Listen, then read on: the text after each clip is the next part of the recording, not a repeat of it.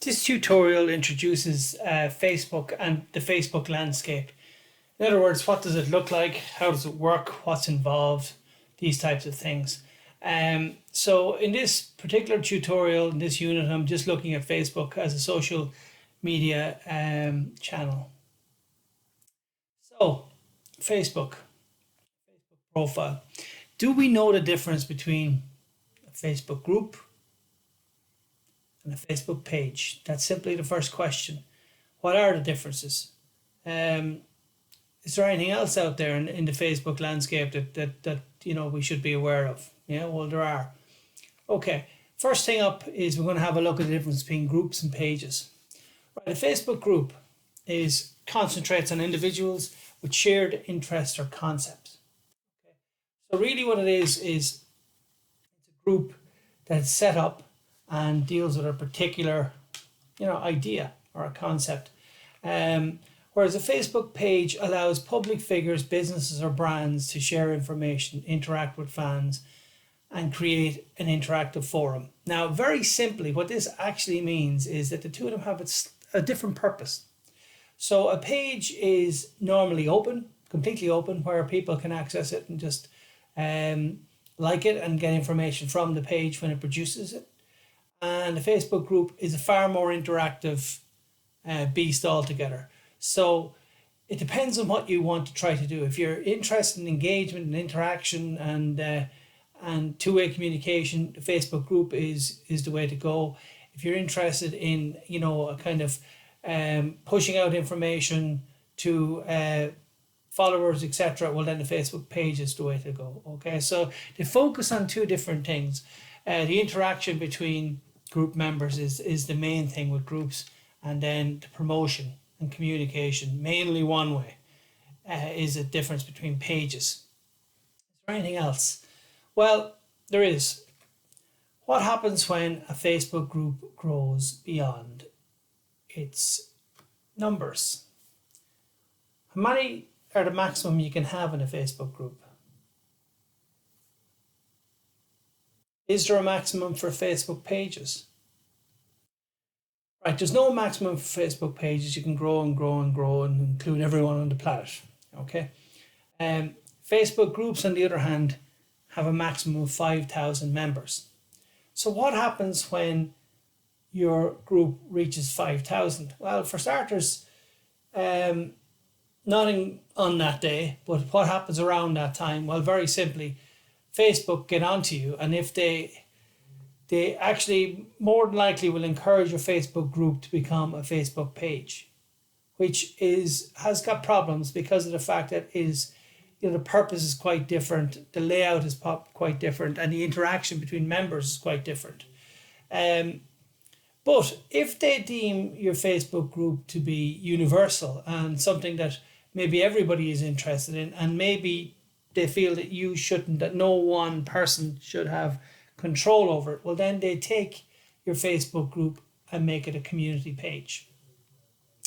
And it's an interesting one because a number of years ago I had a Facebook group that grew beyond 5,500 as it was, and obviously the group and the concept around which it was based wasn't of universal significance. So when I hit that number, they turned around and they gave me a sell-by date to move across to a Facebook page. And that's what we did. But the group, as it turns out, when we moved there, it took a little while to get used to it because of the way things interact was completely different. Okay. So let's have a look at a few more things. Okay. So community pages is something that is universally sought after. Okay. Dedicated to a topic and open to everybody. Okay. So first of all, you've got your profile. So when you log in first, you create your user profile. And from there, you can create a group or join groups.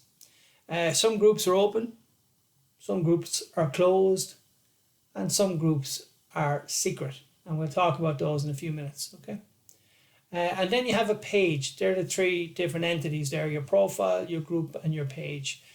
As it turns out, you can set up a profile and create a group and a page, or several groups and several pages.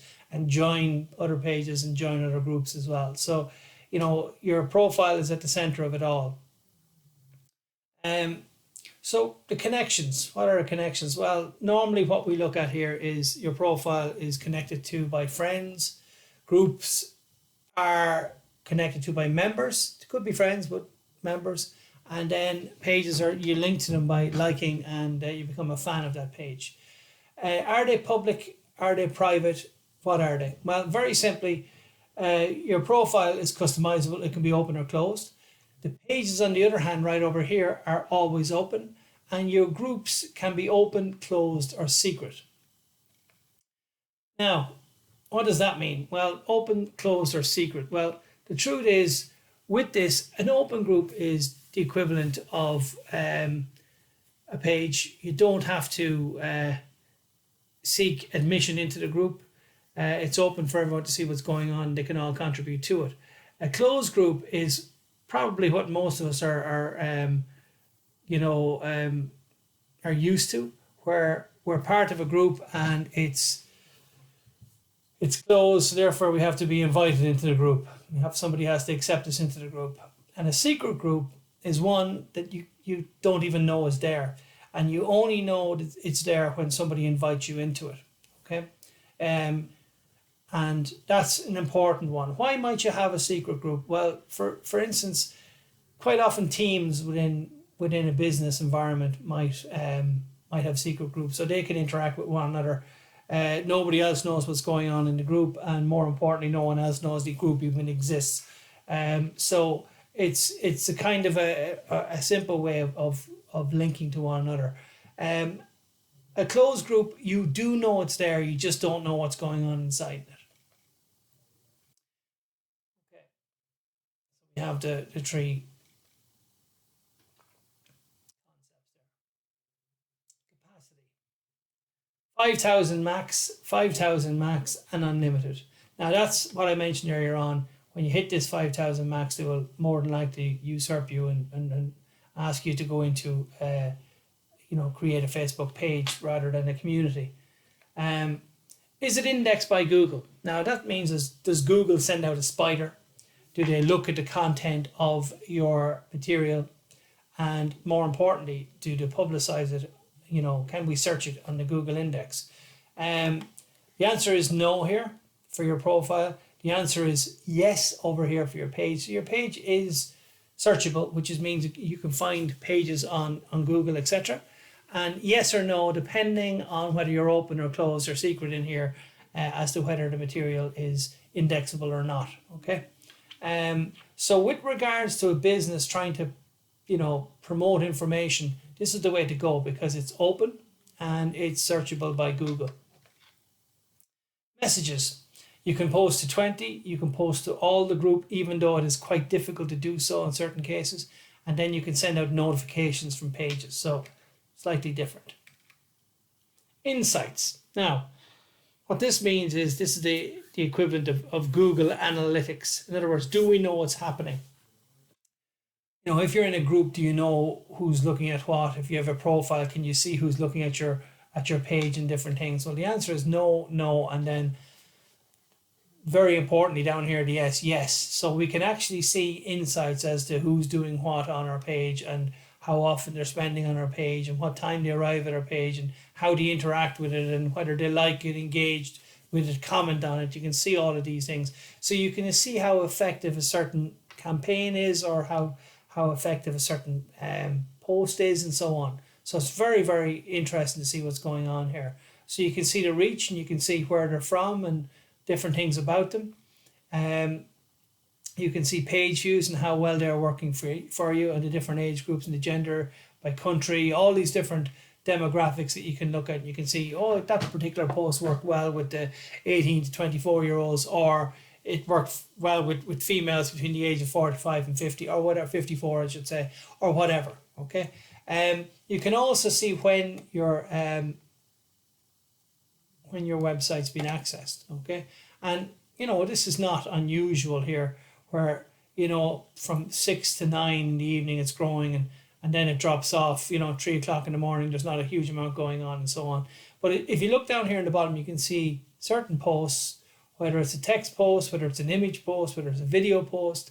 You can see how many it's reaching and the level of engagement that it has. Okay, so you can see all of these things. So you can learn an awful lot from looking at what you've done. Okay. Vanity URLs. Now, if anybody's ever copied the URL of their profile, it's normally an ugly looking thing with lots of letters and numbers. A vanity URL is quite the opposite. What you've got is you can set up a vanity URL for your own profile and for your own page, but not for your group. Now, what's it look like? Well, you know, if you go to facebook.com/username, you can search out, you know, something like, for instance, mine might be Patrick Horn, or if I was setting up a Facebook page for this particular course, it could be, you know, IT or Digital Tree or digital media or something like that. Okay. And if it's available, you have access to it. It's free. If it's not available, it's a bit like, you know, if you're looking for an email address and you know, you go to Gmail and the name isn't available, it'll normally give you options. So you might be able to go, you know, phorn11 or something like that. Okay. Obviously I wouldn't advise, you know, numbering things like that, but you know, these are the options. So my advice would be, if you are using your page, for sure, look for a vanity URL that will look quite nice. Okay. And there it will look like this. I have James X Murr, okay, and facebook.com, okay, facebook.com/James X Murr.